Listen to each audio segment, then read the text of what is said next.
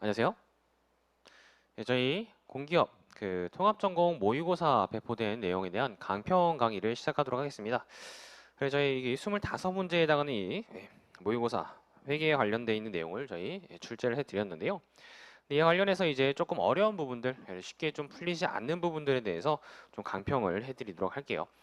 그래서 모든 문제를 다 풀진 못하고 저희가 이제 좀 어려운 부분들, 그래서 답을 봐도 조금 이제 이해가 안 되거나 좀 질문이 있으실 부분들을 저희가 한번 풀어보도록 하겠습니다. 자, 그래요. 그래서 이제 하나하나 좀 보시면요. 자, 먼저 저희 문제 1번은 뭐 회사의 재무제표에 해당하는 그 녀석들은 저희 5가지가 있죠. 그죠? 그래서 재무상태표, 포괄손익계산서, 현금흐름표, 자본변동표, 그리고 주석까지 이렇게 5가지가 있는데 그 외에 항목들은 저희가 그냥 재무제표가 아니라고 생각하시면 돼요. 그래서 간단하게 이제 주석이다라고 답할 수 있는 문제고요. 그다음에 2번. 자, 다음 중 회계거래에 해당하지 않는 것은 이라고 나와 있는데요. 자, 저희 회계관리 시간, 기본 시간에 배우셨던 그 회계거래. 회계거래라는 것은 회사의 자산과 부채와 그다음에 자본, 이러한 회사의 재무제표에 표시되는 구성 요소 또는 뭐 수익 비용도요. 이러한 구성 요소들의 변동이 발생하는 거래를 저희가 회계상의 거래라고 말씀드렸었죠. 그죠? 그래서 뭐 단순히 계약을 이제 체결하거나 아니면 주문 넣는 것만으로 저희가 이 회계상의 거래라고 볼 수 없다 말씀드렸었어요. 그죠? 그래서 회계상의 거래에 해당하지 않는 것을 저희가 찾아보셔야 되는데요. 동그라미 1번에 공동주택의 관리 용역에 대한 계약을 체결하고 계약금 100원을 수령했다. 자, 계약금 100원을 수령하면은 돈을 실제로 받은 것이기 때문에 회사의 자산이 증가하게 되겠죠. 그죠? 그래서 해야 되는 회계 처리는 이런 식으로 이제 회계 처리하게 될 거예요. 그래서 현금 100원만큼 차변 쪽에 받으면서 저희가 뭐 계약금에 대한 보증금, 선수금 이런 식으로 해서 저희가 이 계약금을 회계 처리하게 될 거다. 그죠? 회사의 자산이 증가하고 그다음에 보증금에는 부채가 증가하게 돼요. 그래서 계약이 맞고요. 그다음 동그라미 2번에 보시면은 자, 지점 창고에 보관 중인 100원 상당의 제품이 도난되었다. 자, 제품이 도난되었으면 회사의 자산이 실제로 감소한 것이죠. 그죠? 감소한 것이에요. 그렇기 때문에 저희가 이 자산의 감소를 회계 처리를 회계상의 거래로 보셔야 되겠다. 그래서 자산이 감소했고요. 자, 그다음 동그라미 3번. 자, 건물의 보일러에 대한 수리 서비스를 이용하고 대금은 1개월 후에 지급하기로 했다. 자, 건물의 보일러에 대한 수리 서비스를 이용했대요. 그럼 수리 서비스를 이용함에 따라서 이제 뭘 지급할 의무가 생기게 되냐? 당연히 그 수리 서비스의 가격을 지급할 의무가 생기게 되겠죠. 그죠? 그래서 돈을 줘야 될 의무가 생기기 때문에 저희가 부채를 인식하셔야 되겠다. 그래서 부채의 변동이 발생하는 회계상의 거래가 맞게 돼요. 그죠? 네, 마지막으로 동그라미 4번. 자, 100원 상당의 상품을 구입하기 위해서 주문서를 발생했다. 자, 말씀드렸다시피 주문서만 발생한다고 해서 회사가 자산을 받을 권리가 생기거나 아니면 그 100원만큼 돈을 줘야 될 의무가 생기는 것이 아니에요. 그죠? 만약에 상품을 실제로 받았다라고 한다면 정말 이제 상품을 받았기 때문에 그에 대해서 돈을 지급해야 될 의무가 생기게 되는 것이지만 그렇지 않고 그냥 주문만 했다. 그래서 아직 상품 받지 않았다라고 한다면 그에 대해서 저희가 돈을 줘야 될 의무가 생기거나 아니면 상품이나 자산이 변동하거나 이러한 여러 가지 회계상의 거래가 발생한 건 아니다라는 겁니다. 따라서 이 경우에는 저희가 회계상의 거래에 해당하지 않는다 이렇게 결론 내릴 수 있겠죠. 그래서 동그라미 4번이 해답이 된다. 자, 그렇고요. 그 다음에 4번. 자, 3번 보시면요. 우리는 차입금과 이와 관련해서 발생한 이자 비용을 현금으로 변제 및 지급하였다. 이렇게 나와 있습니다. 차입금, 이와 관련해서 발생한 이자 비용을 현금으로 변제 및 지급하였대요. 자, 거래 구성 요소에 대한 분석으로 옳은 것은 이라고 나는데요. 자, 지금 차입금을 돈으로 갚았는데 근데 이자 비용까지 저희가 같이 갚았어요. 그래서 저희가 예를 들어서 숫자를 넣어서 회계처리를 해보시면요.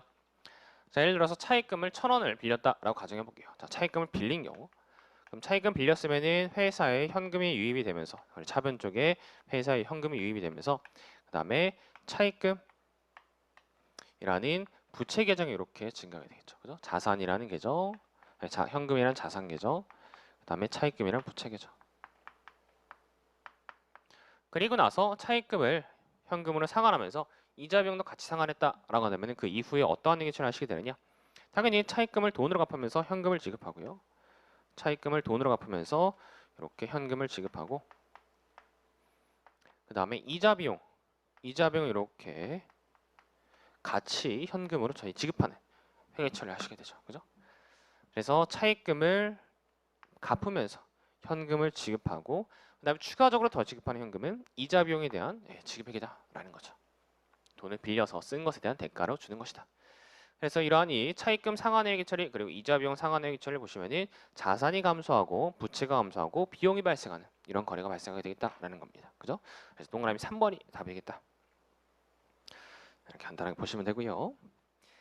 그다음에 4번에 보시면은 저희 재무제표에 대한 내용, 재무제표에 대한 설명으로 옳지 않은 것은 이런 내용이 나와있는데 이 녀석들은 지금 그 재무상태표나 손익계산서에 나와 있는 항목들이 이제 자산이냐, 부채냐, 자본이냐 이런 것들 이제 판별하는 내용이기 때문에 한번 풀어보시면 될 것 같아요. 그래서 뭐 크게 어렵지 않으실 테니까 한번 풀어보시면 될 것 같고요. 5번도 역시 마찬가지예요. 5번은 당기 순이익이 얼마냐라고 나와 있는데 거기 나와 있는 그 항목들 중에서 당기 손익이 아닌 항목들을 저희가 제외하고 나머지 그 수익과 비용들을 다 고려하시면 되겠죠. 근데 거기서 당기 손익이 아닌 항목들은 저희 크게 3가지 정도가 있을 거예요. 3가지가 아니군요. 4가지, 5가지 꽤 많네요. 자, 그래서 어떤 항목들이 당기 손익이 아니냐? 일단 왼쪽에 보시면은 왼쪽 왼쪽 열에 저희 맨 마지막에 있는 제 유형선의 재평가이익금. 자, 재평가이익금은 당기 손익이 아니죠. 그죠? 유형선 재평가이익금은 어떤 항목이냐면 저희 기타 포괄 손익이라는 항목으로 분류되는 녀석이에요. 그래서 재평가이익금은 당기 손익이 아니다. 이 녀석 체크해 주시고요. 그래서 재평가 잉여금, 재평가 이익도 아니고 재평가 손실도 아니고 재평가 잉여금은 당기 손익이 아니에요.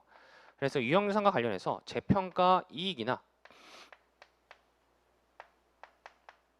손실이라는 명칭은 당기 손익에 해당이 돼요. 하지만 재평가 잉여금이라는 항목은 제가 기타 포괄 손익이라는 당기 손익이 아닌 항목으로 제가 분류를 해요. 기타 포괄 손익이라는 당기 손익이 아닌 항목으로 이렇게 분류한다. 그래서 이렇게 미실현된 손익이라고 해서 저희가 별도의 손익으로 분류를 하게 돼요. 그래요? 예, 요거는 암기를 좀 부탁드릴게요. 재평가이익은 기타 포괄 손익이고요. 당기 손익이 아니다. 오른쪽 열에 보시면은 저희 임대료 수익은 수익, 뭐 당연히 맞죠, 그죠? 근데 미지급급여, 선급비용, 선수수익 이런 항목들은 자산 또는 부채들이죠, 그죠? 미지급급여는 부채, 선급비용은 자산, 선수수익은 부채가 되겠죠, 그죠? 그래서 자산부채이기 때문에 당연히 당기순이익이 아니고요. 그 다음에 자기주식 처분이익. 자, 자기주식 처분이익이라는 것은 저희 자본거래에서 발생한 손익이기 때문에 이 녀석은 당기순이익이 아니라 자본 항목에 해당이 돼요. 자본, 그냥 자본이에요. 수익 비용이 아니라 그냥 자본이다. 그래서 자기주식 처분 손익이라는 것들은 저희가 자본 항목에 해당이 돼요. 그래서 그 자기주식 처분 손익과 관련된 내용 중에서 그 외에 여타 마치 자기주식 처분이익처럼 이 손익처럼 이제 계정 명시에 쓴 항목들이 몇 가지가 있는데 그 녀석들 정리해 보도록 할게요. 자, 자본으로 분류되는 손익, 자본으로 분류되는 항목들이 뭐가 있느냐? 첫 번째는 주식 발행 초과금, 주식 발행 초과금이라는 항목과 그다음에 주식 할인 발행 차감. 이러한 이제 항목이 있는데요.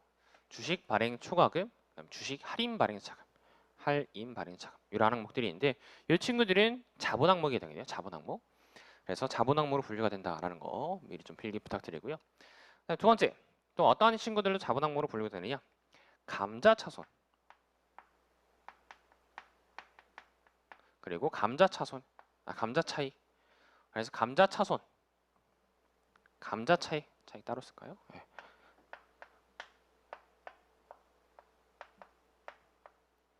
이런 친구들은 저희가 또 자본 항목으로 분류를 해요. 자본 항목. 그래서 그거 체크해 주시길 바라고요. 그다음에 세 번째, 또 어떤 항목이 이제 저희 자본으로 분류가 되냐? 방금 전에 보셨던 자기 주식을 처분하면서 발생하는 처분 손익들. 처분 손실, 그다음에 자기 주식 처분익 이런 항목들은 마치 당기 손익인 것처럼 계정 명칭을 쓰지만 지금 자기 주식과 관련되어 있는 자본 거래와 관련되어 있는 손익이기 때문에 저희가 자본으로 분류한다. 이거 체크해 주시면 될 것 같아요. 그래서 특수하게 이렇게 자본으로 분류되는 손실 이익이라는 명칭을 쓰는 계정들이다. 그래서 손실이라는 명칭과 이익이라는 명칭을 씀에도 불구하고 자본으로 분류되는 항목들이 이렇게 있다라는 거 정리해 두시면 될 것 같아요. 그래서 함정으로 자주 나오기 때문에 정리 부탁드리고요. 얘네들은 자본 항목이다. 그 내용까지 해서 이제 그 항목들을 제외하고 그 다음에 당기 순이익을 계산해 주시면 되겠다. 그죠? 자, 이렇게 해서 5번 문제도 간단하게 풀 수 있고요. 그 다음에 6번. 자, 여기서부터는 이제 그 기말수적 문제와 관련된 내용인데 자 하나하나 기말수적 문제 추억을 되살리면서 풀어보도록 할게요. 자 보시면 6번, 7번부터군요. 죄송해요. 6번까지는 일단 그냥 일반적인 거래네요. 자 6번 다시 볼게요. 자 6번은 같이 풀어보도록 할게요. 자 읽어볼게요. 다음은 우리의 외상거래와 관련된 내용이다. X2년도 재무제표에 미치는 영향으로 옳지 않은 것은 자 그래서 거래들이 쭉 나오는데 그와 관련된 회계처리를 해봐라. 뭐라는 내용이에요? 자 회계처리 해봐라. 자 우리는 X1년 4월 1일 계약금 명목으로 거래처로부터 2만 원을 수령하고 X2년 2월 1일에 원가 5만 원의 제품을 8만 원에 외상으로 판매하였다. 자 그래요. 그래서 이렇게 2만 원을 수령하고 그 다음에 X2년 2월 1일에 원가 5만 원인 제품을 8만 원에 외상으로 판매했대요. 자 이런 상황. 외상대금 6만 원은 외상대금 6만 원인 X3년 12월 1일에 회수할 예정이다 라고 나와 있습니다. 자 거래가 좀 많죠. 일단 뭐부터 했냐면 X1년도에 X1년 며칠이죠? X1년 4월 1일에 먼저 외상대금 받았어요. 그죠? 그래서 X1년 4월 1일에 외상대금 받은 게 아니라 계약금 먼저 미리 받았어요. 그럼 회사 입장에서 해야 될 회처리는 일단 돈을 미리 먼저 받았기 때문에 그 돈 받은 금액을 현금 인식하면서 어떠한 회계처리를 하시면 되느냐? 선수금. 미리 받은 돈이다 라고 해서 선수금이라는 계정 명칭을 써서 부채로 인식해 놓으시면 되죠. 부채. 그죠? 부채 증가. 이렇게 그죠? 그다음에 X2년 이제 X2년 2월 1일에 실제로 이제 저희가 물건을 주면서 물건을 판매하면서 이제 판매를 완료를 했어요. 물건을 주면서 판매를 완료를 했어요. 그럼 저희가 해야 될 회계처리는 뭐냐면 일단 매출액을 인식하셔야 되는데요. 매출액. 자, 매출액을 인식할 금액은 얼마냐면은 그 물건 가격, 물건의 판매 가격 해서 8만 원. 8만 원의 매출액을 인식이 돼야 돼요. 자, 근데 그 중에서 미리 받은 돈이 있기 때문에 그 미리 받은 돈 선수금 2만 원을 이제 매출액으로 이렇게 대체시켜 주시면 돼요. 그래서 선수금이라는 이 부채 계정이 의미하는 바는 내가 돈을 미리 받아서 나중에 물건을 주면서 내가 물건 주는 의무를 이행해야 되겠다라는 것을 그 의무를 부채로 잡아놓은 게 선수금인데 그 녀석의 의무를 이행했으니까 저희가 수익으로 매출액이라는 수익으로 대체를 할 수가 있어요. 그래서 선수금을 줄이면서 이제 빚을 없애고 그리고 매출액이라는 수익을 인식하시면 되겠다. 근데 나머지 6만 원 이 나머지 6만 원을 저희가 이렇게 물건 주면서 바로 받느냐? 그게 아니죠. 나머지 6만 원을 언제 받는다라고 얘기했냐면 X3년 12월 1일 자 X3년도가 돼서 받는다라고 했기 때문에 이 녀석은 저희가 살짝 이제 매출 채권이라는 자산 계정으로 이렇게 자산 계정으로 살짝 쟁여 놓으시면 되겠다라는 겁니다. 돈을 지금 받으면 여기 현금을 쓰시면 되지만 외상으로 판매했기 때문에 이렇게 저희가 6만 원으로 매출 채권을 인식하시면 될 거예요. 그래요? 그래서 X2년 2월 1일에 발생한 회계처리는 수익의 인식, 부채 감소, 자산의 인식, 자산의 증가 이렇게 회계처리가 될 거네요. 거기 플러스 잊어버리시면 안 되는 게 꼭 뭐를 챙겨주셔야 되느냐? 자, 재고자산의 판매.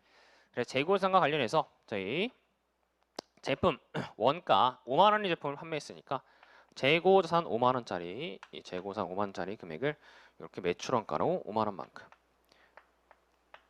인식해 주시면 되겠다.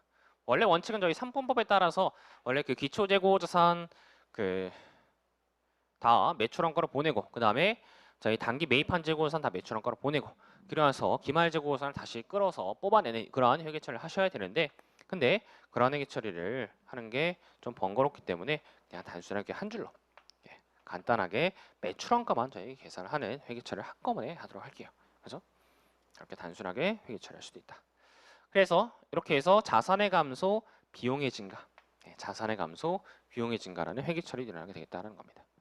그리고 나서 실제로 X3년 12월 1일에 이렇게 외상 매입금, 외상 매출금, 매출채권을 6만 원만큼 받으면은 그 매출채권을 이렇게 회수하면서 없애주시고 그리고 나서 현금 6만 원을 받으시면 되겠다. 간단한 내용이죠, 그죠? 현금 6만 원을 받으시면 되겠다.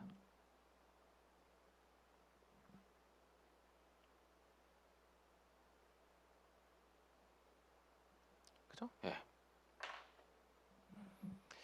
자, 그래서 그 내용들 쭉 저희가 정리해 보니까 그 동그라미 3번 부채 증가가 틀렸죠. 그죠? 저희가 문제에서 구하라고 하는 것은 X2년도에 재무제표에 미치는 영향인데 부채는 오히려 감소했다. 그죠? 그래서 이거 체크하시면 될 것 같네요.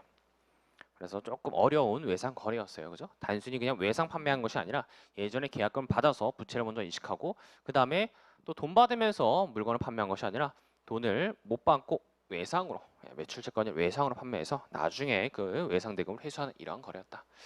생각보다 좀 복잡한 거래였죠. 그죠?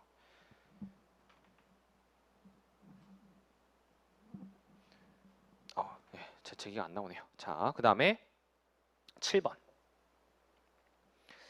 자, 주식회사 우리의 X1년 12월 31일년제 결산 수정분기 관련 자료는 다음과 같다. 자, 수정분기로 옳은 것은 이라고 나와 있는데요. 자, 그래서 결산 수정분기에 관련 자료가 이렇게 주르륵 나와 있어요. 자, 그래서 수정분기로 옳은 것은. 그래서 보시면은 지금 금액을 준 자료도 있고 금액을 안 준 자료도 있는데요. 근데 여기서 물어보는 것은 지금 이 회계 처리를 통해서 이 각각의 선수 수익 또는 뭐 임차료 이러한 그 계정들이 차변과 대변이 맞게 설정이 되는지, 그래서 자산부채 금액이 올바르게 수정이 되는지 그 계정들을 물어보고 있는 문제예요. 그래서 요거 그냥 한번 그 계정들이 맞는지 여부를 판단해 보시면 될 거예요. 자, 볼게요. 자, 기업부터 X1년 12월 31일 기준으로 해서 선수 수익 중에서 2만 원에 해당하는 용역을 제공했대요. 자, 선수 수익이라는 건 뭐예요? 미리 받은 수익 금액이죠. 즉 내가 뭔가 용역을 제공해야 되는데 그에 대해서 미리 받은 돈을 저희 선수 수익 또는 선수금 이런 식으로 회계처리를 해요. 근데 그 중에서 2만 원만큼의 용역을 제공했다라는 것은 그 2만 원만큼의 금액을 수익으로 인식할 수 있다라는 거죠. 그래서 이렇게 선수금은 매출액으로 인식할 수 있는 것처럼 선수 수익은 용역 수익으로 이렇게 대체하는 회계 처리를 하시면 돼요. 그래서 기말 수정분기에서 해야 될 회계 처리는 기억에 기말 수정분기에서 하셔야 될 회계 처리는 그 선수 수익으로 미리 받은 금액을 선수 수익으로 이렇게 2만 원만큼 미리 받은 금액을 저희가 용역 수익 아니면 뭐 보증 수익 여러 가지 수익 명칭을 쓰셔서 그래서 수익 금액을 인식하시면 되겠다라는 겁니다. 근데 기억의 회계 처리에 뭐가 들어있다? 이상한 매출원가라는 계정이 들어있죠. 그 매출원가 들어갈 일은 없겠죠, 그죠? 그래서 이건 틀린 거. 그다음에 니은.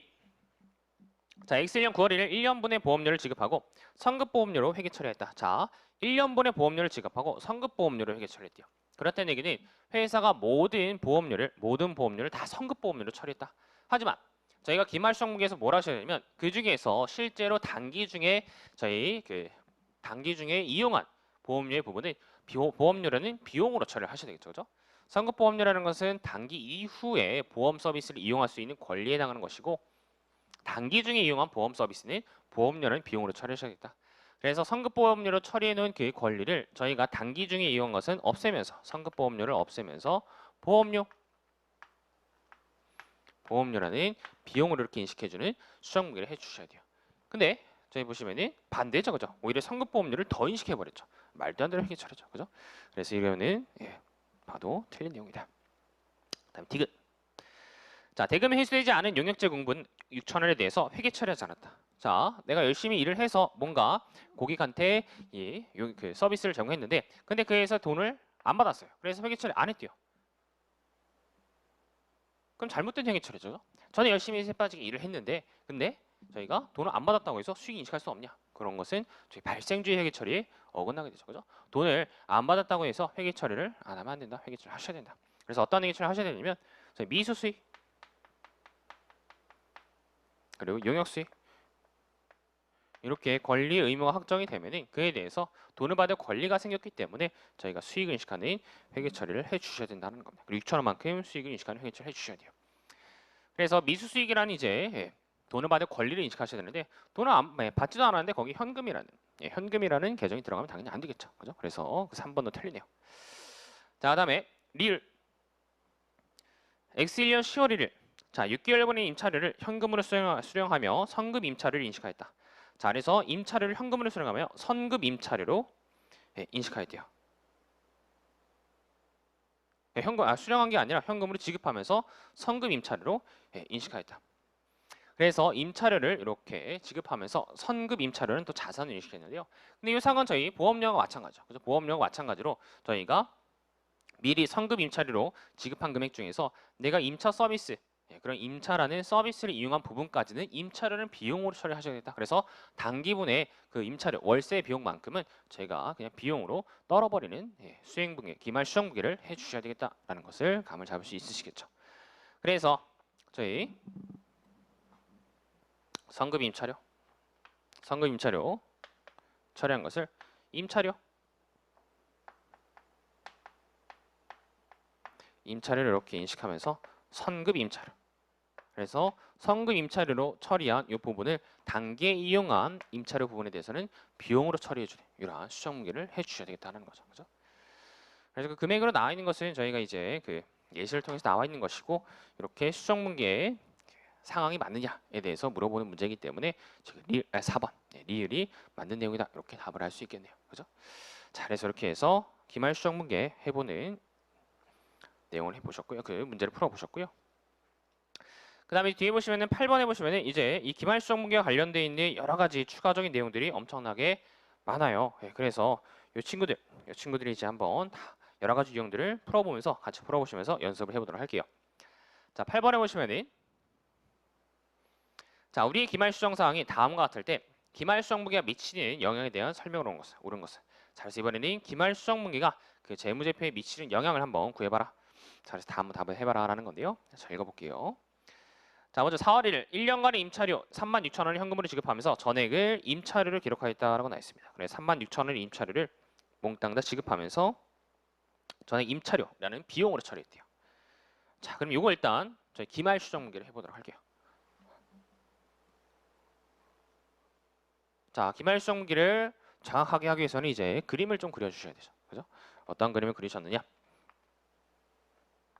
자, 임차료 X1년, X2년 이렇게 걸쳐서 1년간의 임차료를 줬어요. 그래서 X1년 4월 1일부터 X2년 3월 30일까지 임차료를 현금으로 지급하면서 몽땅 다 임차료 비용으로 처리하셨다. 그죠? 그래서 36,000원만큼의 임차료를 몽땅 다 비용으로 처리하셨어요. 하지만 그 중에서 요 3개월치 X2년도에 해당하는 3개월치 임차료는 저희가 비용으로 처리하시면 안 되고 성금 임차료, 그죠? 임차료를 비용으로 기록하시면 안 되고 성금 임차료는 자산으로 인식하셔야 돼요. 그래서 이 비용을 취소하면서 성금 임차료는 자산을 인식해주는 기말 수정 분기를 해주셔야 되겠다라는 겁니다. 그래서 저희가 해야 될 회계 처리는 임차료라는 비용을 취소. 자, 비용을 취소하면은 차변 대변 어느 쪽이죠? 대변 쪽이죠, 그죠? 대변 쪽. 그래서 임차료라는 비용을 이렇게 취소하면서 선급 임차료라는 자산을 인식해주는 이러한 회계 처리를 해주셔야 되겠다라는 겁니다. 따라서 이렇게 회계 처리는 수행이 되고 그 다음에 이 금액을 결정하셔야 되는데요. 이 금액. 자, 1년치 임차료가 36,000원이죠. 근데 그 중에서 3달치 임차료를 얘기하는 것이기 때문에 1년치 임차료 36,000원에다가 3달치 임차료 12분의 3 하시면 9,000원. 9,000원이 이렇게 기말 수정계에 수정해 주셔야 될 임차료 수정분이 되겠다. 그죠? 그래서 일단 첫 번째 임차료 관련되어 있는 기말 수정무게는 이렇게 9,000원 정리가 돼요. 간단하죠? 그죠? 네, 두 번째. 자, 12월에 급여 2만 원이 발생되었으나 기말 현재 미지급 상태이므로 아무런 회계 처리하지 않았다. 자, 또 잘못된 거죠. 그죠? 급여라는 것은 저희 종업원이 일하는 기간 동안에 지급해야 될 의무가 생기게 돼요. 근데 돈을 지급하지 않았다고 해서 실제로 돈을 주지 않았다고 해서 저희가 회계 처리 안 한다? 그건 안 되죠. 그죠? 돈을 지급할 의무가 생겼기 때문에 미지급 급여라는 부채를 인식을 해 주셔야 돼요. 그래서 X1년 말에 어떤 회계 처리를 해 주셔야 되느냐? 종업원에 대해서 지급해야 될 급여 2만 원을 비용으로 인식해 주시고 그리고 나서 미지급 급여라는 부채를 이렇게 2만 원만큼 인식해 주셔야 되겠다라는 거죠. 그죠? 네. 자, 그래서 이게 두 번째 급여와 관련돼 있는 미지급 급여와 관련돼 있는 기말 수정무게. 자, 이와 관련해서 동그라미 1번부터 4번까지 내용을 한번 쭉 살펴보도록 할게요. 자, 보시면 자, 동그라미 1번 수정 후 시산표의 차변합계가 56,000원만큼 증가한다. 자, 56,000원만큼의 금액인 어디도 찾아볼 수 없죠, 그죠? 자, 수정 후 시산표라는 것은 저희가 이러한 기말 수정 분기를 반영하고 나서의 이제 그 시산표를 말하는 건데, 근데 이러한 기말 수정 분기에서 아까 성급 임차료와 급여가 차변 쪽에 쓰이고, 그다음에 임차료와 미지급 급여가 대변 쪽에 쓰이기 때문에 결국 저희 시산표에서 반영되는 금액은 차변 쪽은 29,000원만큼 증가하게 되겠죠, 그죠? 29,000원만큼 증가. 뭐 엄밀히 따지면 이렇게 9,000원만큼 차변이 증가했다가 임차료에서 9,000원만큼 차변이 감소하기 때문에 2만 원만 차변이 증가하게 될 거예요. 예. 근데 뭐 그 금액은 해석에 따라서 여러 가지 형태로 이제 말을 할 수 있기 때문에 어쨌든 56,000원은 아니다. 56,000원은 아니에요. 자, 그렇고요. 그 다음에 동그라미 2번. 단기순이익이 10,000원만큼 증가하는 자, 이 수정 문제에서 단기순이익에 미치는 영향을 뽑아보실 텐데요. 자, 단기순이익 뭐 있죠? 임차료랑 급여 있죠. 이렇게 두 개. 그죠? 그래서 급여가 20,000원만큼 증가했고 그 다음에 임차료가 9,000원만큼 감소했기 때문에 단기순이익에 미치는 영향은 11,000원만큼 감소. 그죠? 비용이 20,000원만큼 증가하고 비용이 9,000원만큼 감소했기 때문에 전체 단기순이익은 11,000원만큼 감소한다. 그래서 동그라미 2번도 잘못된 내용이고요. 그 다음에 동그라미 3번. 자, 자산총액이 3만원만큼 증가하나요? 여기엔 자산 얘밖에 없죠. 성급임차. 그래서 9,000원만큼 증가하는 게 자산총액이고요. 동그라미 4번. 부채총액이 2만원만큼 증가한다? 아니죠. 부채는 미지급급여밖에 없어요. 그래서 부채총액은 2만원 증가한다. 맞죠. 맞죠. 그죠? 부채총액이 2만원만큼 증가한다. 그래서 4번이 되겠다. 자, 이렇게 해서 수정문제가 이렇게 재무상태표의 각 계정들이 미치는 영향이 얼마냐? 요걸 이제 물어보는 문제였다. 그래서 전공시험에서 보통 이제 어떤 게 많이 나오냐면은 이렇게 해서 이런 수정 문제가 단기 순이익에 미치는 영향이 얼마냐, 수익과 비용이 이렇게 조정되는 금액이 얼마냐를 굉장히 많이 물어봐요. 그래서 이 수익과 비용들의 계정들을 저희 뭐 비용의 감소 9,000원, 그다음 비용의 증가 2만 원 이렇게 해서 11,000원의 비용이 증가하니까 단기 순이익이 9,900원, 11,000원 감소한다. 이런 식으로 이제 뽑아내셔도 되고 아니면 그냥 이 수익과 비용의 계정들이 차변에 얼마나 쓰인지 대변에 얼마나 쓰인지 뽑아내셔서 차변 쪽에 이제 금액이 더 크다. 그럼 그 더 큰 금액이 단기순이익이 감소하는 것이고 그 다음에 대변 쪽의 금액이 더 크다. 라고 한다면은 단기순이익이 증가하는 것으로 이렇게 계산하셔야 되죠. 다시 한번 이런 수익과 비용들이 차변과 대변에 쓰이는 금액들을 찾아내서 차변 쪽에 쓰이는 금액들은 단기순이익이 감소, 대변 쪽에 쓰이는 금액들은 단기순이익이 증가하기 때문에 이 차변과 대변의 금액들을 합계를 통해서 저희가 단기순이익에 미치는 영향을 그냥 바로 뽑아내셔야 되겠다. 그죠? 차변 쪽은 감소, 대변 쪽은 증가. 수익과 비용들이 어떤 변에 어떻게 쓰이는지 뽑아내시면 단기순이익에 미치는 영향을 빠르게 뽑아낼 수 있으실 거예요. 그죠? 당연한 내용. 자, 이렇게 보시면 되고요. 그 다음에 9번. 자, 9번 보도록 할게요.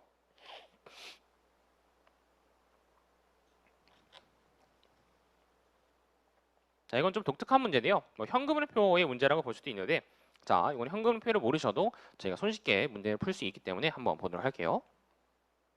자, 우리 X1년 중 거래가 다음 같을 때 우리가 X1년 포괄손익계산서에 인식할 매출액과 보험료는 이라고 나와 있는데요. 자, 보시면 첫 번째 거래. 우리는 X1년 중 제품을 판매하기로 고 현금 12만 원을 받았다. 자, X1년 선수금 계정의 기초잔액은 3만 원. 그다음에 기말잔액은 4만 원이다 라고 나와 있습니다. 자, 그래서 제품을 판매하기로 하고 현금 12만 원을 받았는데 갑자기 선수금 얘기가 나와요. 선수금. 미리 받은 돈이 증가했다. 이렇게 나오네요.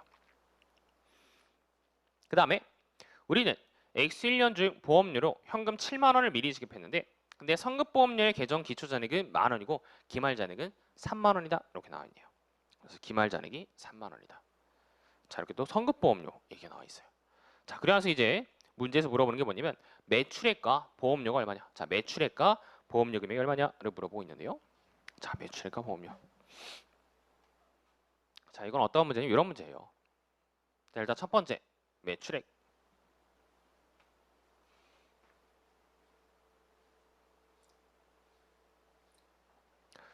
자, 매출액 이건 어떻게 계산하냐면 자, 회사가 지금 물건을 판매하면서 받은 돈이 얼마다라고 얘기를 하냐면 12만 원을 받았대요. 12만 원. 12만 원을 받았대요. 근데 12만 원 받으면서 당연히 회사는 매출액을 인식을 했겠죠. 매출액을 인식을 했을 거예요. 근데 매출액도 인식하고 뭐도 같이 인식을 했냐면 그에 대한 자료가 주어져 있냐면 선수금. 돈을 미리 받은 금액이 있다. 이 돈 받은 금액 중에서 내가 물건을 팔면서 돈을 받으면 매출액을 인식하지만 그게 아니라 물건을 팔지 않고 미리 받은 돈이 있었다라는 자료를 제시했어요. 그럼 단기 중에 미리 받은 돈이 얼마냐? 자, 미리 받은 돈이 얼마냐를 생각해 보셔야 되는데요. 자, 단기 중에 미리 받은 돈은 그 선수금의 증가액만큼이 되겠죠. 그죠? 선수금이 지금 단기 중에 3만 원에서 4만 원으로 만 원만큼 증가했어요. 그렇다는 얘기는 단기 중에 받은 돈 안에는 만 원만큼 이렇게 미리 받은 돈이 있다라는 겁니다. 그럼 실제로 물건을 판매하면서 저희가 수익을 인식할 금액은 실제로 물건을 판매하면서 받은 돈은 11만 원밖에 안 된다라는 거죠. 그죠? 그래서 회사가 인식해야 될 매출액은 11만 원. 이런 식으로 관련되어 있는 계정들의 변동을 통해서 저희가 이렇게 매출액을 유추해 보시면 되겠다는 겁니다. 그럼 보험료도 마찬가지죠. 보험료. 자, 저희가 보험료를 내기 위해서 현금으로 지급한 금액이 얼마냐면 현금으로 지급한 금액은 7만 원이에요. 그래서 만약에 현금을 지급하고 그 다음에 보험 서비스를 그대로 이용했다라고 한다면 보험료로 비용 처리하시면 되겠는데, 근데 그 중에는 단기 중에 보험 서비스를 이용하기 위해서 낸 금액이 아니라 미리 낸 보험료가 있다라는 겁니다. 미리 낸 보험료. 자, 그래서 미리 낸 보험료, 선급보험료. 내년에 이용할 보험 서비스에 대해서 미리 지급한 선급보험료가 얼마인지에 대한 자료를 또 문제 제시했는데요. 금액이 얼마? 2만 원이다. 선급보험료가 기초에는 만 원이었다가 기말에 3만 원이 되었다라는 것은, 기초에 만 원이었다가 기말에 3만 원이 되었다라는 것은 이렇게 단기 중에 현금 지급한 금액 중에서 2만 원만큼 선급보험료로 지급한 금액이 있으니까 그 선급보험료가 늘은 것이겠죠. 그죠? 그래서 선급보험료를 지급한 금액은 2만 원이기 때문에 저희가 보험료로 인식할 금액은 5만 원. 단기 중에 이용한 보험 서비스에 대해서 지급한 금액은 5만 원이다. 이렇게 유추할 수 있다는 겁니다. 그래서 답은 1번. 네, 1번이 되겠네요. 간단한 문제죠, 그죠? 네. 그래서 현금액 지급액, 현금의 수령액과 그 다음에 이러한 자산부채 변동액을 통해서 관련된 수익과 비용들을 계산하는 그런 문제였다. 자, 이렇게 보시면 되고요. 그 다음에 문제 10번은 저희가 기말 수정 문제, 역시 마찬가지로 기말 수정 문제에 관련된 문제이기 때문에 저희가 방금 전에 보셨던 이러한 작업을 통해서 한번 풀어보시면 돼요. 그래서 문제 10번은 문제 8번하고 저희 중복되는 문제이기 때문에 동일한 방법을 통해서 문제를 풀어보시면 돼요. 다만 문제 10번 푸실 때 많이 실수를 많이 하시는 게 그 첫 번째 임대료에 대한 자료는 그 임대료 12,000원이 1년분이 아니라 2년분이죠. 그죠? 2년분. 2년치 임대료를 준 거예요. 받은 거예요. 그렇기 때문에 그 2년치 임대료를 안분하기 위해서는 12분의 3, 12분의 몇 이렇게 계산하는 것이 아니라 24분의 24개월분의 몇 이런 식으로 해서 2년을 분모로 넣으셔야 된다는 거죠. 그래서 한 달의 임대료가 500원이다. 이렇게 저희가 계산하는데 유념하셔야겠죠. 그죠? 자, 그래서 그것만 유념하시면 크게 어려울 내용은 없고요. 그 다음에 오른쪽 11번에 보시면은 다음 오류 중에서 시산표의 작성을 통해서 발견할 수 없는 것은 이라고 나왔는데요. 자, 이 문제는 굉장히 좀 올드한 문제인데, 왜냐면 시산표라는 걸 요즘에 잘 그리지는 않아요. 그래서 굉장히 올드한 문제인데 그래도 한번 보시면요. 자, 시산표. 자, 저희가 시산표를 이제 기본 강의 때 왜 그린다라고 말씀드렸냐면, 시산표라는 것을 통해서 이 대변과 차변의 합계가 맞는지, 그래서 대차 평균의 원리를 충족시키는지, 그래서 대변 또는 차변에다가 뭔가 누락한 게 없는지를 검증하기 위해서 저희가 시산표라는 걸 그린다 말씀드렸어요. 그죠?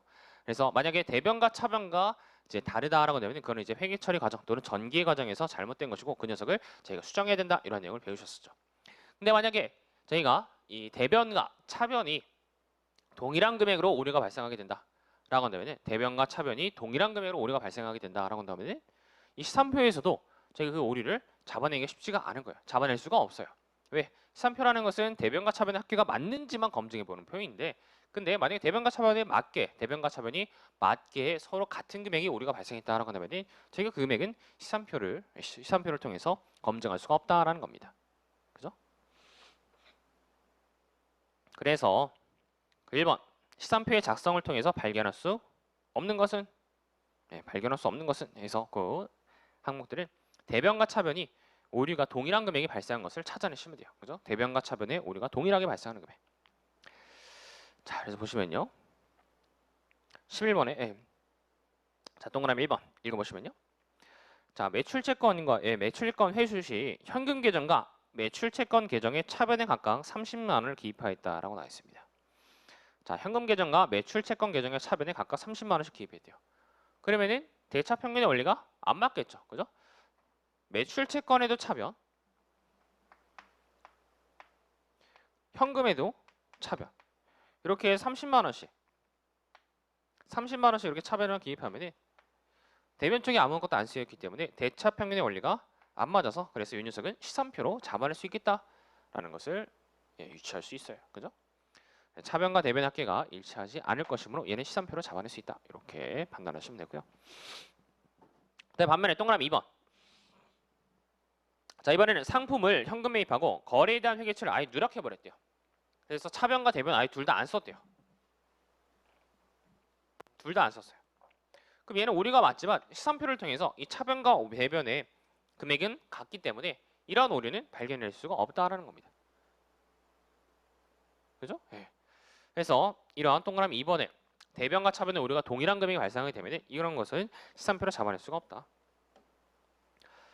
그래서 시산표는 별로 쓸모가 없는 그런 표이긴 해요. 현대 이런 다 전산화되어 있는 상황에서는 시산표를 잘 안 그리긴 하죠. 그죠? 어쨌든 그렇고요.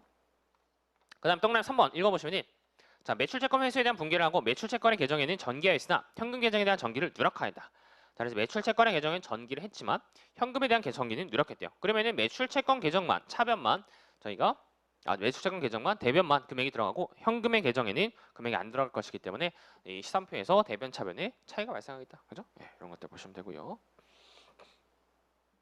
그 다음에 동그라미 4번. 자, 50만 원의 매입 채무 지급 시 현금 계정에 50만 원, 매입 계정에 50만 5천 원. 그래서 얘도 금액이 차이가 나죠. 그죠? 4만 5천 원만큼 차이가 나기 때문에 이 녀석도 시산표를 통해서 발견할 수 있겠다. 답은 2번이 된다라는 겁니다. 간단하죠, 그죠? 네. 자, 그 다음에 12번 문제 바로 풀어보도록 할게요. 자, 12번. 자, 우리의 수익 계정과 비용 계정을 마감한 후에 집합손익의 차변합계는 7만 원, 대변합계는 9만 원이다. 자, 집합손익이 나왔어요. 집합손익. 자, 집합손익이 차변 계정에 뭐가 쓰인다, 뭐가 보인다라고 말씀드렸죠. 집합손익이라는 것은 저희가 수익과 비용을 마감하기 위한 임시 계정이고 그 수익과 비용을 마감하기 위해서 모든 수익과 비용들을 집합손익이라는 계정에 이렇게 대체를 하게 돼요.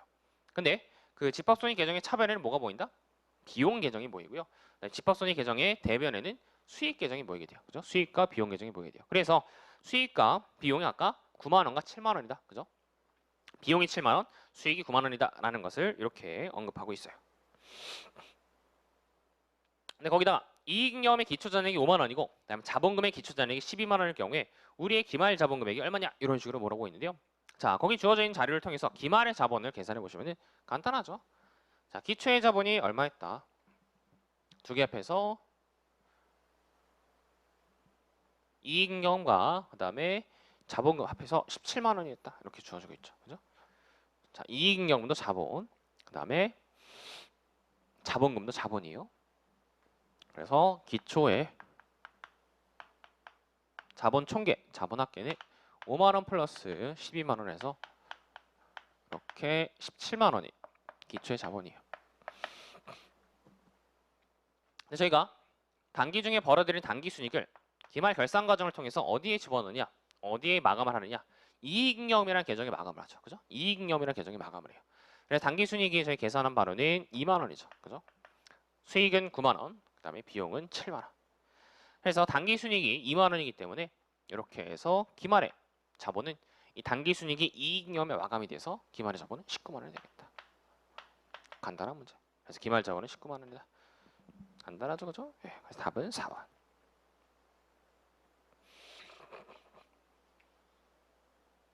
자, 이런 식으로 간단하게 보시면 되고요. 그다음에 13번. 자, 13번은 같이 풀지는 않을게요. 왜냐면 13번의 문제는 아까 저희가 여기서 풀어봤었던 문제 9번하고 똑같은 성격의 문제예요. 근데 이번에는 임대료라는 계정이 나오고 그다음 미수임대료와 선수임대료의 계정이 나왔다. 자, 미수임대료는 자산이 부채예요. 미수임대료 자산이죠, 그죠? 안 받은 임대료. 그다음에 선수임대료는 자산이 부채예요. 부채죠. 선수임대료는 미리 받은 임대료. 그래서 이런 자산과 부채의 변동, 자산 계정과 부채 계정의 변동을 주면서 뭘 물어보고 있느냐? 저희 이번에는 임대료로 현금으로 받은 금액이 얼마냐를 물어보고 있어요. 그래서 아까는 현금으로 받은 금액을 주고 나서 그다음에 매출액이 얼마냐, 또는 보험료가 얼마냐 이런 식으로 해서 이 수익과 비용 계정을 구하라라고 했다면 이번에 반대로 이러한 자산 부채 계정과 그다음에 임대료를 주고 나서 7만 원만큼의 임대료를 주고 나서 그에 대해서 현금으로 받은 금액이 얼마냐? 이렇게 역산하는 문제 준 거다라는 거 알 수 있죠. 그죠? 그래서 이와 관련되어 있는 자산 부채의 변동, 그 다음에 관련된 수익의 발생의 비용의 발생 이런 것들을 고려해서 현금으로 저희가 현금 수령한 금액을 역산할 수 있겠다. 그래요? 네. 그럼 같이 해볼까요? 네. 자, 빠르게 해보면 똑같이 하시면 돼요. 자, 미수임대료 기초에 5만 원이었는데 기말에 감소했어요. 그래서 5만 원만큼 미수임대료가 기중에 감소했으니까 미수 임대료를 받았다는 얘기죠. 그죠? 미수 임대료 이렇게 5만 원만큼 감소. 자산의 감소 써주시면 되고요. 그다음에 선수 임대료라는 부채 계정은 또 4만 원만큼 감소했다. 자, 선수 임대료라는 부채 계정도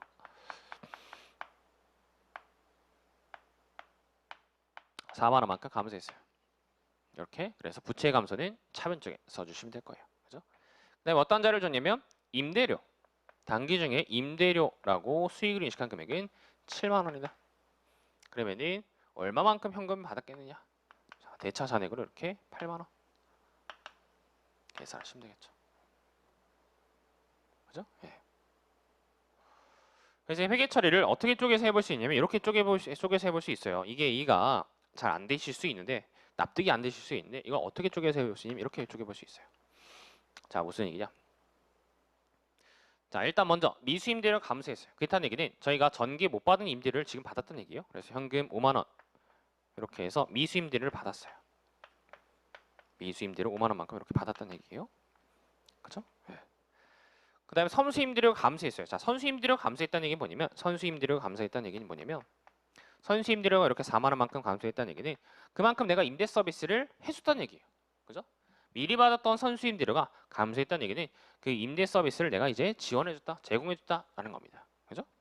그래서 선수 임대료 제공해줬기 때문에 그 녀석을 수익으로 인식해 주시면 돼요. 4만 원. 그 다음에 이렇게 회계 처리하고 나서 이제 남아있는 계정이 뭐냐면 임대료라는 계정이죠. 임대료라는 수익 계정이에요. 그래서 임대료라는 수익 계정이 3만 원에서 발생했다는 얘기는 얘는 정말 말 그대로 3만 원만큼 돈을 받으면서 임대료를 임대 서비스를 제공해줬다. 그래서 임대료 수익을 얻게 되었다라는 것을 이렇게 유추를 해볼 수 있다라는 겁니다. 그죠?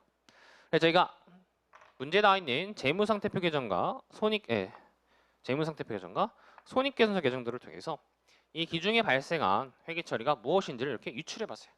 그에 대해서 현금의 증감액은 8만 원 유입이다. 이렇게 역산할 수 있는 거죠. 이걸 하나하나 따로따로 이렇게 하시면 너무나 번거롭고 이제 계정이 복잡하기 때문에 한꺼번에 그냥 자산이 증감한 거, 부채가 증감한 거, 그다음에 수익 비용이 발생한 것을 이렇게 넣으셔서 현금의 금액을 잔액으로 역산하시면 저희가 이렇게 유추해 볼 수 있는 회계 처리를 한꺼번에 수행한 것과 동일하다라는 겁니다. 그죠? 자, 그래서 이렇게 해서 1번 답을 하시면 되겠네요. 간단하죠, 그죠? 그래서 원래 이러한 이제 방법을 통해서 현금 흐름을 계산하는 방법이 이제 현금 흐름표라는 단원에서 공부하시는 방법이네. 이게 직접법이나 방법이에요. 방법인데 여러분들 아직 그것까지는 하지 않으셔도 되기 때문에 이렇게 그냥 이렇게 하는 방법만 아시면 되겠다. 예, 논리에 대해서 모르셔도 돼요. 그렇다고 해서 엄청 대단한 논리가 있는 것도 아니에요. 예.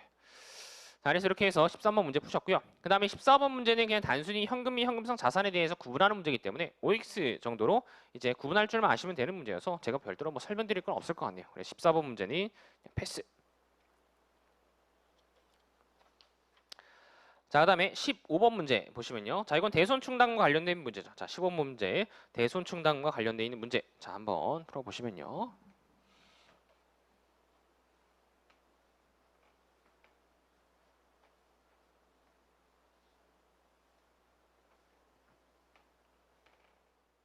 자, 기초부터 저희 대손충당과 관련되어 있는 자료들을 저희 한번 쭉 정리해 보도록 할게요. 자, 대손충당은 변동 정리해 보시면요. 먼저 정리해 볼까요? 자, 대손충당 어떻게 변동하는지. 자, 기초에 대손충당 금액이 있으면은 저희 대손의 발생에 의해서 대손충당 금액이 줄어들고요. 그 다음에 만약에 대손된 채권이 회수가 된다라고 되면은 다시 대손충당이 회복이 돼요. 그래서 기중에 막 대손되고 회수되면서 이렇게 대손충당이 변동하고 그 다음에 수정전 잔액이 이렇게 기말에 남아있게 된다. 그래서 기중에 발생한 거래들을 다 반영하고 나서 지금 재무제표에 남아있는 그 잔액이 수정전 잔액이 돼요. 근데 이 녀석이 이렇게 기말에 달아나야 될 대손충당 금액으로 맞춰주기 위해서는 저희가 추가적으로 기말에 보충법을 통해서 대손충당금을 더 설정하거나 아니면 덜 설정하는 그래서 취소하는 이런 추가적인 보충법 회계 처리가 발생하게 되겠다. 그래서 제가 회계 처리해야 될 것은 여기 세 가지죠. 세 가지. 그죠? 세 가지의 회계 처리를 하셔야 돼요. 그래서 이러한 금액들을 계산하기 위해서는 저희 기초금액과 대손 발생한 금액, 회수금액, 수정전 잔액, 기말 금액에 이렇게 숫자를 계산해서 집어넣으셔야 되겠다. 그죠? 자, 그래서 이제 하나하나 숫자를 채워 넣어보도록 할게요. 자, 읽어볼게요. 주식회사 우리는 X1년 말 현재 손실충당금, 대손충당금, 대변잔액이 10,000원 있다. 자, 그래서 대손충당금, 대변잔액이 10,000원이 있어요. 자, X2년 중 거래처의 부도로 인해서 매출 채권 6,000원이 대손으로 확정되었으며 X1년 대손 처리한 매출 채권 중 5,000원만큼이 회수되었다. 자, 그렇고요. 그래 대손과 회수 문제 줬고요. X2년 말에 매출 채권 잔액과 대손 예상률은 다음과 같다고 할 때 우리가 X2년 포괄손익 계산서에 인식할 대손 상비는 얼마냐? 이렇게 나와 있네요. 자, 그래서 이렇게 해서 지금 대손과 관련되어 있는 X2년도의 자료를 줬다. 자, 그래서 이거 쭉 한번 계산해 보시면 되는데요.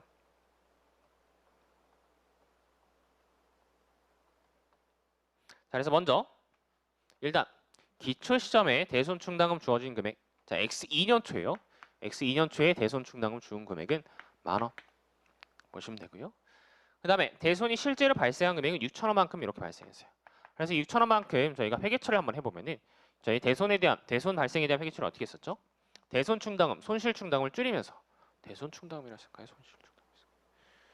손실 충당금, 손실 충당금, 손실 충당금을 이렇게 줄이면서 6,000원을 줄이면서 채권, 매출 채권을 줄이시면 되죠. 이렇게 그죠? 이런 식으로 하시면 되죠, 그죠? 손실 충당금, 대손 충당금이 줄어들게 된다.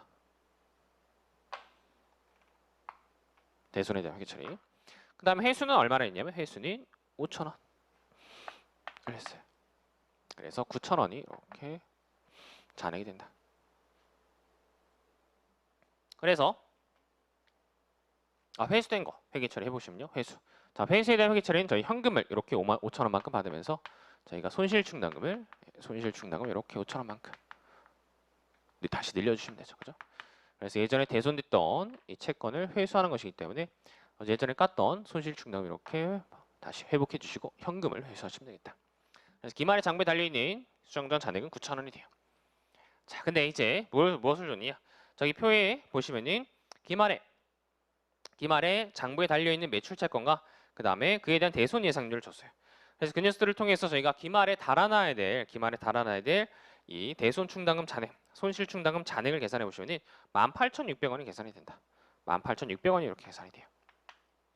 그래서 저희가 9,000원에서 이 18,600원까지 이렇게 대손 충당금을 더 인식해 주시기 위해서는 얼마만큼을 더 설정을 해 주셔야 되느냐? 9,600원만큼, 그죠? 9,600원만큼을 더 설정해 주셔야 돼요. 그래서 손상차손 9,600원, 그다음에 손실충당금 9,600원 이러한 회계처리를 해주시면 되겠다. 그죠? 네. 그래서 답은 1번이 되겠네요. 그래서 이렇게 손상차손 또는 손상차손 환입, 이 손상과 관련되어 있는 단기손익 항목을 계산하라고 한다면 다른 것들 숫자 쭉 채워 넣어보시고 요 금액만 저희 계산할 줄 아시면 돼요. 그죠? 요 금액이 바로 단기손익에 미치는 영향이 돼요. 그죠? 단기손익에 미치는 영향, 손상차손 금액. 그래서 이렇게 회계 처리하시면 되겠다. 그래서 동그라미 1번이 답이 되겠다. 자, 이렇게 대손 충당 관련되어 있는 간단한 문제 풀어보셨고요. 자, 그다음에 16번. 자, 16번부터는 이제 저희 현재 가치 계산과 관련되어 있는 자료인데요. 자, 현재 가치 계산 관련해서 이제 문제를 풀어보시면요. 자, 우리는 X1년 1월 1일 상품을 350만 원에 판매하였다라고 나와 있습니다. 350만 원. 자, 판매 시 현금 50만 원을 수령하고 잔금 300만 원은 X1년 말부터 매년 말 100만 원씩에 걸쳐서 3년에 걸쳐서 받기로 했다라고 나와 있네요. 자, 그래서 X1년 1월 1일 350만 원 판매, 그 다음에 판매 시 현금 50만 원 전체 수령하고 잔금 300만 원을 X1년 말부터 100만 원씩 3년에 걸쳐서 이렇게 받기로 했다. 그러면은 이러한 이 거래를 했을 때 미래 현금 흐름, 자, 미래의 현금 흐름이 어떻게 구성되는지를 보시면요. 이렇게 구성이 되죠. X1년 초에 50만 원 받고요.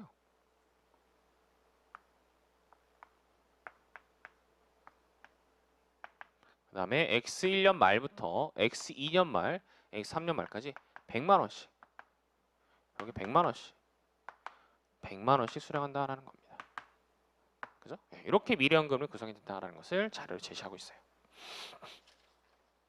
자, 근데 더 읽어보시면 자, 이 매출 거래 관련해서 X1년에 인식할 매출액과 이자 수익은 단 관련된 유효이자는 10%, 현재 가치 계수는 다음과 같다. 그래서 이러한 미래 현금으로들 이제 저희 현재 가치로 할인해서 계산해 보시면, 자, 지금 물건을 판매한 시점은 X1년 초기 때문에 이 시점에 저희가 판매한 이 물건의 현재 가치 금액 계산하셔야 돼요. 미래 현금으로 현재 가치 계산하셔야 된다. 현재 가치 계산해 보시면은 이렇게 해서 100만 원 정상연금 현재 가치죠, 그죠? 정상연금 정상연금. 정상연금을 이렇게 3기간 현재 가치 계수를 쓰셔서 할인해 보시면은 2.5 곱하시면 되겠네요. 그죠? 그래서 이 100만 원, 100만 원, 100만 원의 현재 가치는 250만 원이고 이렇게 해서 300만 원이 회사가 물건을 판매하면서 받은 돈이 되겠다라는 겁니다. 그래서 매출액은 300만 원이 되고요. 그 다음에 이제 이자 수익도 계산해봐라. 자, 이자 수익도 계산해봐라 라고 되어 있는데요. 자, 지금 유효이자율이 몇 퍼센트냐? 네, 유효이자율 10%라고 문제에 주어졌었죠. 그죠? 유효이자율 10%. 그렇기 때문에 이 유효이자를 통해서 다시 이제 이자 수익을 계산해 나가셔야 돼요. 근데 여기서 실수하시면 안 되는 게 이 300만 원 기준으로 유효이자값 생각해 나가시면 되나요? 300만 원 기준으로 저희가 이자 수익 인식해 나가시면 되나요? 아니죠. 왜? 장부에 달려있는 매출 채권, 내가 돈을 빌려준 금액, 그 다음에 채권으로 받을 수 있는 금액은 300만 원이 아니라 250만 원이에요. 그죠? 그렇기 때문에 이자 수익 인식할 금액이 또 250만 원 기준으로 10%에 해당하는 25만 원을 이자 수익을 인식해 주셔야 되겠다라는 겁니다. 자, 이걸 회계 처리 나타내면 더 명확해져요. 회계 처리. 자, 회계 처리 나타내 볼게요. 자, 회계 처리. 자, 보시면은 이 X1년 초에 300만 원 매출에 대한 회계 처리를 해 보시면요. 어떤 회계 처리를 하시게 되냐면 현금 50만 원 이렇게 받으면서 매출 채권 250만 원 이런 액체를 하시게 될 거예요. 그리고 나서 매출액 300만 원 이러한 액체를 하시게 돼요. 그죠? 다시 한번 현금 50만 원, 매출 채권 250만 원. 그래서 매출액을 300만 원만큼 인식하는 회계처리를 하게 돼요. 그래서 보시면은 지금 매출액 300만 원을 한 방에 그냥 저희가 돈으로 받는 것이 아니라 현금으로 일단 50만 원 받고 그 다음에 미래에 3년에 걸쳐서 돈을 받는 100만 원씩 돈을 받는 그 권리인 매출 채권을 이렇게 얻게 된다는 겁니다. 그리고 나서 저희가 유효이자법 적용을 해야 되는 대상은 이 현금 전체가 아니라 현금 이미 받았으니까 저희가 더 이상 유효이자법 생각하실 필요 없고 요 250만 원, 요 250만 원에 대해서 유효이자법 생각을 하셔야 되겠다라는 거죠. 그죠? 네. 그래서 이렇게 해서 저희가 매출 채권에 대한 회계 처리 수행하시면 되겠다. 그래서 이자 수익 금액은 저 250만 원에 10%를 곱한 25만 원이 되고 그 다음에 매출액은 300만 원이 된다. 네, 간단하게 저희 정리할 수 있겠죠. 그래서 답은 2번 정리가 되겠습니다.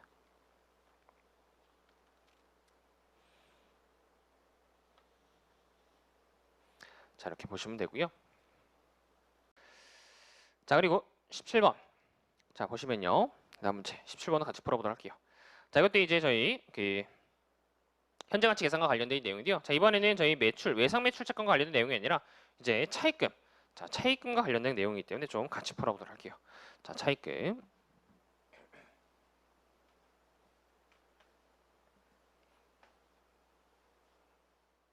자, 문제 읽어보시면요. 우리는 X1년 1월 1일에 47,600원을 차입하고 3년 뒤에 원금 5만 원을 상환하기로 했다. 자, 장기 매입 채무에 대해서 만기까지 매연도 말 표시이자를 5,000원씩 지급하기로 하였다. 그래서 5만 원에 대해서 표시이자 5,000원씩 지급하기로 했대요. 자, 이런 경우에 동장기 매입 채무를 인해서 만기까지 인식할 이자 비용은 얼마인가? 라고 나와 있네요. 자, 그래서 보시면은 지금 어떠한 거래를 한 거냐면 이러한 거래를 한 거예요. 이 회사가 물건을 이렇게 사고 나서 돈을 갖다가 얼마로 갚기로 했냐면 3년에 걸쳐서 X1년, X2년, X3년에 걸쳐서 이렇게 해서 일단 표시이자 5,000원씩 지급하고요. 그 다음에 액면금액 5만 원을 이렇게 지급하기로 했다. 자, 이러한 상황입니다. 자, 그리고 나서 이에 대한 현재 가치. 자, 현재 가치 금액이 47,600원이다 라고 문제에서 제시하고 있죠. 그죠? 네. 그럼 저희가 이에 대해서 이제 뭘 물어보냐면 다시 한번 읽어보시면은 해당 차입금으로 인해서 만기까지 인식해야 될 이자 비용 총액이 얼마냐? 자, 이자 비용 총액이 얼마냐라고 물어보고 있어요. 이자 비용 총액. 그래서 제가 X1년, X2년, X3년에 대해서 저희가 차입금에 대해서 이제 이후이자법 상각을 해 나가게 되겠죠. 그렇죠? 이후이자법 상각. 그래서 이후이자법 상각해 나가게 될 텐데 그 이후이자법 상각을 하면서 인식해야 될 전체 이자 비용이 얼마냐를 물어보고 있다는 겁니다. 자, 이걸 이제 어떻게 풀어봐야 될까를 생각해 보셔야 되는데 근데 뭐 어렵게 생각하실 필요 없어요. 저희가 인식해야 될 이자 비용은 어떠한 회계 처리에서 발생하게 되냐면 유효이자 상각의 회계 처리에서 발생하게 돼요. 그래서 X1년과 X2년과 X3년에 유효이자 상각을 통해서 하게 될 회계 처리가 뭘지를 좀 생각해 보시면 돼요. 자, 해보도록 할게요. 일단 먼저 X1년 초에 저희가 했었을 회계 처리는 뭐냐면 현금 47,600원만큼 이렇게 차입하면서 차입금 액면금액 5만 원짜리 그다음에 할인 발행 차금 2,400원짜리 이런 이제 회계처리를 했을 거예요. 그죠? 그래서 47,600원과 5만 원의 차이는 할인 발행 차금이라고 이렇게 차감적 평가 계정을 썼을 거고요. 그 다음에 X1년 말, X2년 말, X3년 말에 걸쳐서 저희가 뭘 했을 거냐면 이자 비용 이렇게 인식하시면서 이효이자법으로 이자 비용 인식해 생각하시면서 자, 표시이자를 주고요. 표시이자를 매기간 5,000원씩 이렇게 지급하고 그에 대해서 이 할인 발행 차금 상각액을 부채의 차감적 평가 계정을 이렇게 상각했을 거예요. 그죠? 상각. 그래서 이자 비용 인식하면서 할인 발행 차금을 상각했을 거다라는 겁니다. 그죠? 그리고 나서 X3년 말이 되어서는 요 차입금도 5만 원을 갚으면서 현금 5만 원을 갚으면서 상환을 했을 거다. 이런 상을 저희가 알 수 있겠죠. 그죠? 요게 3년에 걸쳐서 이 차입금과 관련해서 장기 차입금과 관련해서 저희가 했었을 회계 처리예요. 자, 근데 여기서 숫자를 잠깐 이제 채워 넣어 보시면요. 자, 지금 제가 이자 비용, 이 유효이자 상각하는 이자 비용에 대한 회계 처리를 이렇게 수행했는데 근데 요 이자 비용에 대해서 먼저 요 차입금에 대한 할인 발행 차금이 상각될 금액, 현재 가치 할인 차금이 상각될 금액을 먼저 생각해 보시면 3년에 걸쳐서 할인 발행 차금이 상각될 금액이 2,400원이다라는 것은 뭐 어렵지 않게 짐작할 수 있어요. 왜? 저희가 결국 이 차입금의 장부액이 이렇게 만기까지 5만 원의 금액으로 이렇게 상각이 돼 나가서 결국 5만 원의 차입금만 갚는 회계처리를 하시기 위해서는 이 할인 차금이 결국 다 상각이 되어야 된다는 겁니다. 따라 3년에 걸쳐서 저희가 그 할인 발행 차금을 상각할 금액은 2,400원 발행 시에 인식된 2,400원 전체다라는 걸 알 수 있으실 거예요. 그죠? 근데 이런 3년 동안의 회계 처리하면서 저희가 표시이자는 얼마를 주죠? 표시이자 한 번만 5,000원 띡 주는 것이 아니라 3년에 걸쳐서 3번을 주죠. 그죠? 이렇게 15,000원을 줘요. 15,000원을 줘요. 그럼 저희가 이 3년에 걸쳐서 인식할 이자 비용은 그 3년의 이자 비용의 인식의 회계처리를 다 합쳐보면 이렇게 15,000원과 2,400원만큼 상각이 되면서 17,400원이 이자 비용으로 상각이 될 거다라는 것을 유추해 볼 수 있죠. 그죠? 다시 한번 결국 어쨌든지 간에 X3년에 저희가 차입금을 상환하게 되면은 이 할인 발행 차금이 2,400원만큼 상각이 되게 돼 있어요. 그죠? 유효이자 상각에서 무조건 이 할인 발행 차금은 다 상각이 돼요. 그리고 나서 차입금이 없어지게 돼요. 그럼 저희가 유효이자 상각할 때 3년 동안 유효이자 상각하면서 할인 발행 차금이 상각될 금액은 2,400원이고 그다음에 그에 대해서 표시이자로 지급될 금액은 5,000원에 3년 해서 15,000원이고 그러한 이제 표시이자 지급과 할인 발행 차금의 상각을 위해서는 이자 비용이 얼마가 발생해야 되겠냐? 17,400원만큼 이 두 가지를 합한 금액이 발생해야 되겠다라는 것을 유추해 볼 수 있겠다라는 겁니다. 그래서 인식해야 될 이자 비용은 얼마로 계산해지면 인식해야 될 이자 비용은 이렇게 17,400원으로 계산이 된다라는 건데요. 근데 이 금액은 어떻게 계산할 수 있냐면 이쪽에 오셔서 자, 그냥 단순하게 생각해 볼게요. 자, 저희가 이 차입금 때문에 돈을 갚아야 되는 금액은 얼마예요? 3년에 걸쳐서 이 차입금 때문에 돈을 갚아야 되는 금액은 이렇게 해서 3년에 걸쳐서 5만 6만 1,500원을 돈을 갚아야 돼요. 그죠? 결국 3년에 걸쳐서 6만 1,500원의 돈을 갚아야 돼요. 근데 이에 대해서 내가 돈을 빌린 금액은 얼마예요? 돈을 빌린 금액은 47,600원만 돈을 빌렸죠. 그럼 내가 돈을 받은 금액에 비해서 돈을 더 준 금액, 돈을 받은 금액에 비해서 돈을 더 준 금액은 몽땅 다 뭐가 된다? 몽땅 이자가 된다는 겁니다. 단순히 생각하시면 돼요. 제가 친구한테 10,000원만큼 빌렸는데 나중에 11,000원을 갚아요. 그럼 돈 더 준 금액 1,000원만큼은 어찌됐든지 간에 몇 년에 걸쳐서 갚든지 간에 돈 더 준 금액 1,000원만큼의 금액은 이자 비용이 되는 거죠. 마찬가지예요.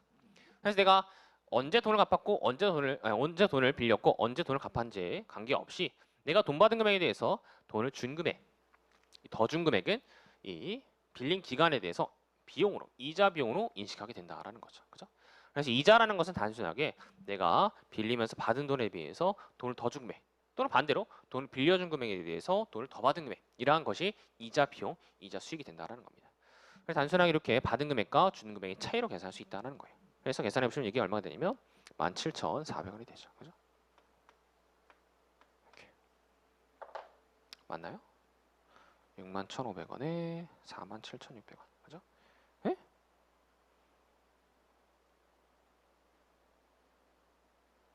죄송해요. 61,500원이 아니죠. 암산이 잘 안 돼가지고 65,000원이죠. 65,000원. 65,000원이 중금액이기 때문에 65,000원과 47,600원의 차이 하시면은 17,400원 이렇게 계산이 되네요. 그죠? 그래서 이렇게 해서 이자 비용과 관련되어 있는 금액 문제를 풀어보셨다. 그래서 유효이자법과 관련되어 있는 이론적인 내용을 조금 응용해서 이렇게 전체 총 이자 비용이 얼마인지 이런 문제도 풀어볼 수 있겠다라는 거 살펴보셨습니다. 자, 이렇게 해서 17번까지 문제 풀어보셨고요. 잠시 쉬었다가 저희 다음 문제 18번부터 이제 마지막까지 이 문제들은 중요하기 때문에 또 어렵기 때문에 한번 같이 풀어보도록 할게요. 잠시 쉬었다 하도록 하겠습니다.